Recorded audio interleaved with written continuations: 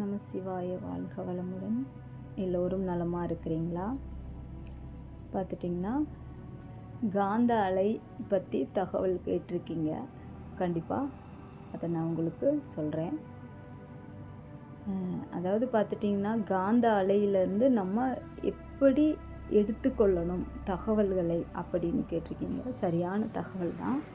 ஆனால் இந்த கேள்வியை கேட்குறவங்க ஒரு நிறைய விஷயத்தை கற்றுக்கொள்ளணும் அப்படிங்கிற ஒரு ஆழ்ந்த சித்துக்குள்ளே போய், இல்லை ஒரு பொறுப்பாளராக இருக்கலாம் ஒரு இடத்துக்கு, இல்லை 4 பேர்த்துக்கு தகவல் சொல்லி கொடுக்குற இடத்துல இருக்கலாம்.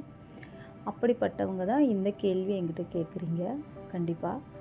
ஏனென்றால் எப்படி இதை நம்ம கண்டுபிடிக்கணும்னா, கேள்வியின் முக்கியத்துவம் எப்படி இருக்குது, அவங்க தகவல் அறிந்தவர்களா அறியாதவர்களோட கேள்வி வேறு மாதிரி இருக்கும். தகவல்கள் எல்லாம் அறிந்து தெரிந்து கொள்ளக்கூடியவர்களோட வார்த்தைகள் வேறு மாதிரி இருக்கும். இப்போ கேள்வி கேட்குறவங்க அந்த நிலையில் இருக்கிறவங்க தான் கேள்வி கேட்குறீங்க. உங்களுக்கு நிறைய விஷயத்தை பற்றி தெரிந்து கொள்ளணும், மற்றவர்களுக்கு சொல்லணும், அதை கற்றுக் கொடுக்கணும் அப்படின்னு நினைக்கிறீங்க. உங்களுக்குள்ளேயும் அதை தெரிஞ்சு கொள்ளணும்னு நினைக்கிறீங்க. இல்லாவிட்டால் உங்களுக்கு வேறு மூலியமாக, வேறு தகவல் மூலியமாக வேறு கருத்துக்கள் இருக்கும். அதை என்னிடம் நீங்கள் இதற்கு இவர்கள் எப்படி பதில் சொல்கிறாங்க அப்படிங்கிறதுக்காக நீங்கள் கேட்டிருப்பீங்க. கண்டிப்பாக இருக்கும். அங்கு மற்றவர்கள் பதில் எப்படி இருக்கோ, ஆனால் இறை தூண்டுதலோட என் பதில் எப்படி இருக்கின்றால், காந்த அலைகள் எப்படி நமக்கு அதிகமாக கிடைக்கும்னா, நம்ம வாயு தத்துவத்தை விட்டு வாயுவில் வேலை செய்யும்போது, நம்ம உடல் வேலை செய்யும்போது காந்த அலையின் கம்மியாக இருக்கும். காந்த அலை ஈர்ப்பு விதி கம்மியாக இருக்கும். உணவு அற்று இருக்க போகும்போது ஈர்ப்பு விதி அதிகமாக இருக்கும். இதுதான் நிஜம். உணவு அற்று இருக்கணும். உணவு சுத்தமாக எடுக்கக்கூடாதுன்னு இல்லை. உணவு சரியான உணவு எடுக்க போகும்போது உங்களுக்கு ஈர்ப்பு விதி அதிகமாக இருக்கும். இதுதான் இங்கே நிஜம் சாமி. பார்த்துட்டிங்கன்னா, இப்போ நான் என்ன சொல்கிறேன்னா, அதாவது வாயு தத்துவத்தில் வேலை செய்யணும், அளவாக வாயு இருக்கணும். அதிக வாயு, அதாவது உணவு ஒன்றுக்கொன்று அதிகம் உறங்கியிருந்தால் மனித நிலை தான் அவங்க. சித்தன் அல்ல, பித்தன்.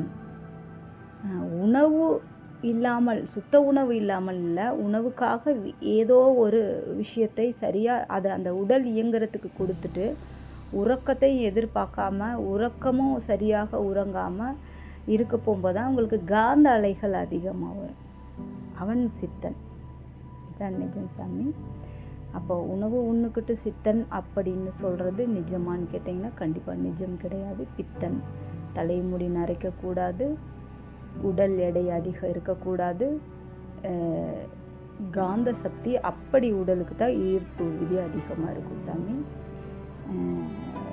வார்த்தைகளில் காந்த சக்தி இருக்கும், கண்ணில் காந்த சக்தி இருக்கும், மூச்சு பிராணாவில் காந்த சக்தி இருக்கும்.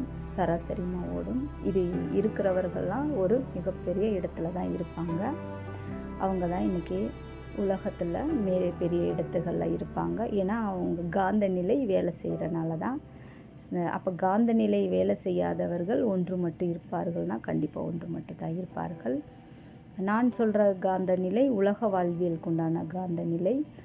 ஆனால் நம்ம ஒரு ஒரு சித்து நிலை, காந்த நிலை வேறு, முற்றிலும் வேறு. காந்த நிலை இருக்கும், ஆனால் அவங்க இருக்க மாட்டாங்க.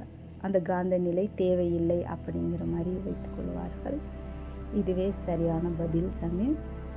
அப்போ நம்ம உடலை சரி பண்ண போகும்போது வாயு 7 வாயு அந்த கட்டுப்படுத்த தெரிந்தவன் காந்த சக்தியில், அலைவரிசையில், உலகத்தில் மேக்னெட் பவர் அதை பெற்றுக்கலாம். அதில் இருக்க வார்த்தைகளை அவங்களுக்கு இருக்கக்கூடிய திறன் அதிகமாகும். இதுதான் நிஜம் சாமி. நம்ம சிவாய, வாழ்க வளமுடன். சரியான கேள்வி தான். இந்த கேள்விக்கு சரியாக தகவல் இருந்தால் இதுதான் உண்மையான தகவல். தெளிந்து எழுங்கள். நம்ம சிவாய, வாழ்க வளமுடன். வணங்குகிறேன்.